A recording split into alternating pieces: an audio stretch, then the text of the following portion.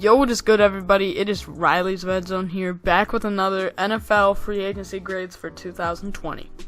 Today, we're doing the Buffalo Bills.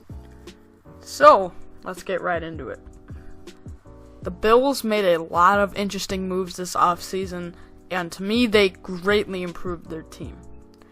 Obviously, the big name here is Stefon Diggs coming over from Minnesota.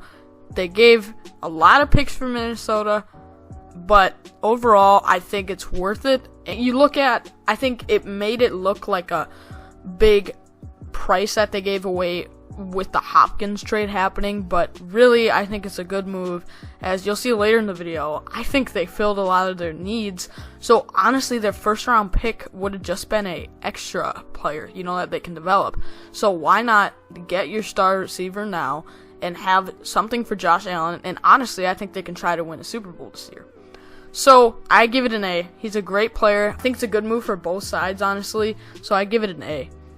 Josh Norman, this sort of happened before the free agency period. He was released early, so he was able to sign early. And he signed for $6 million, so I give it a B-. He's fallen off. He's fallen off over the years recently, but he's still got a little bit, and I think they'll be able to start him on the outside. So $6 million is not bad for a starting corner, but given a nice sort of gone downhill, it's a little higher. So I give that one a B-. Okay, Mario Addison is the first signing that I have under a C-. I do not like this one. I like the player, Mario Addison. I don't know whether they're going to play him at D-end or outside linebacker yet, but I like him as a player. But sure, in my opinion, it is an overpay, but not by much when you look at edge rushers. But the big thing here to me is why give him a 3-year deal when he's 32 years old? I feel like you could have given him a prove-it deal and then maybe gone after a 2 or 3 year deal. But he got good for him. He's set. He's got a 3-year deal and lots of money. But to me, it's an upgrade for this team. But why give him the long-term contract? And it's a little bit high on the salary, so I didn't like that one at all. So I give that one a D+. Hey guys, it's Riley's Redzone from the future here. Quick to announce that I didn't give Darrell Williams a grade in the video because contract details were not out, and so I didn't grade it. I knew it was a 1-year deal, but it just came out now. That's a $2.25 million deal, and there's only $250,000 guaranteed. So it's a really cheap deal for a former starter offensive lineman. So I give that one an A. AJ Klein, same thing, a huge upgrade. I just think this is a above average good move. He's not an all-star linebacker, but he's pretty good, and he will get the job done for them at outside, like off-ball linebacker. So they signed him to 3 years, $18 million. Here's another one that I nearly gave a D as well. But Vernon Butler, he's going to be like their third or fourth nose tackle. Like, he's going to be their third or fourth defensive tackle.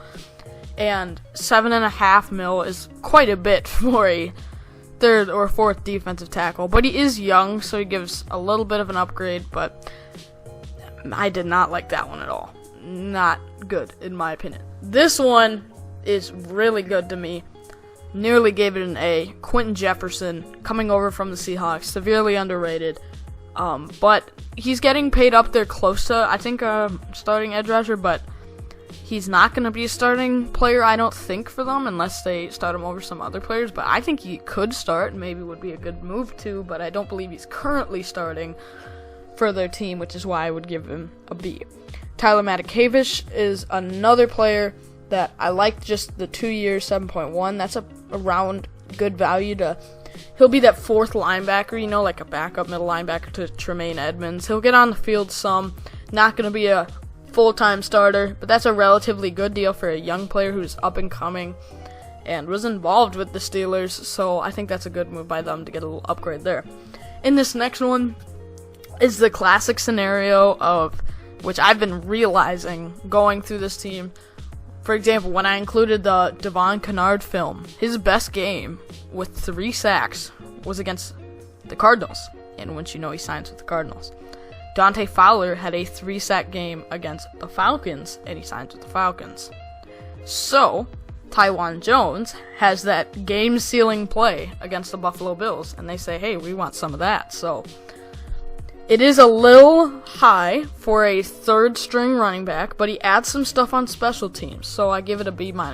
So starting with their losses, they lost Jordan Phillips, and as someone pointed out in the comments, I agree he can get some production being in 3-4 defense again with Chandler Jones, but to me, it's a fine for Buffalo to let him go. I don't think he's a Pro Bowl level player, and they really just claimed him a year or two ago, so really they got one really good year out of him, and then they can just let him go. You know, it's like they didn't miss out on too much there.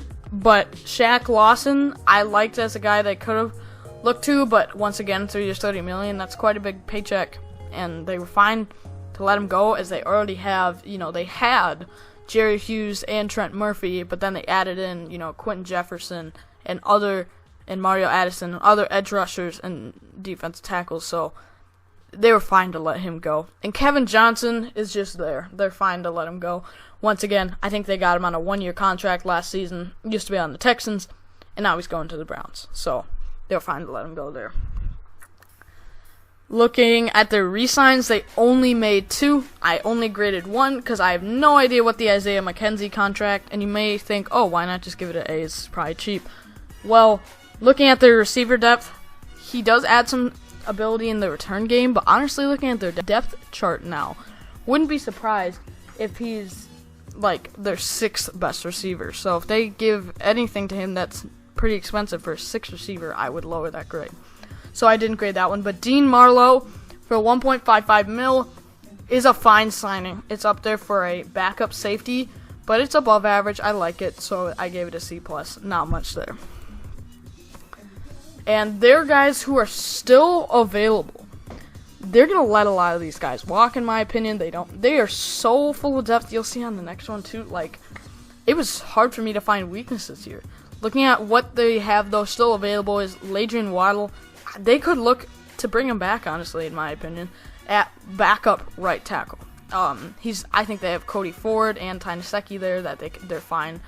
You know, they're at starting tackle, but they could bring him in as a swing tackle or a backup, but not for expensive. So smart move to let his price go down.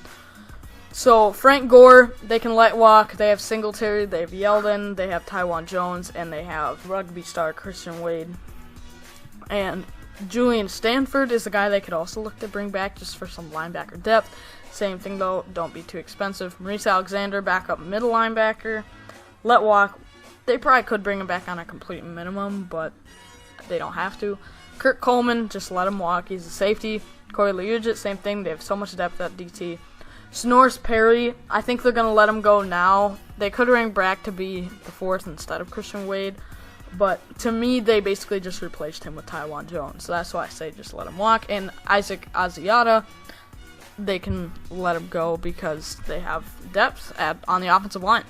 So with their top needs, I need to emphasize this. I am sort of nitpicking here because it was very difficult for me to find a need for free agency. Obviously for the draft, they'll find some youth in other spots. So I'm really nitpicking here with the backup outside linebacker. You know, they could look to bring back Julian Stanford or Anthony Chickalow, Malcolm Smith, can't trouble. I'm really nitpicking here, but they could use another linebacker, and same thing here. If they have to go with Ryan Bates at backup right tackle, they're fine, but it's not like that's their strong depth spot, so you could bring back Waddle, or you could get James Hurst or Jared Valdir.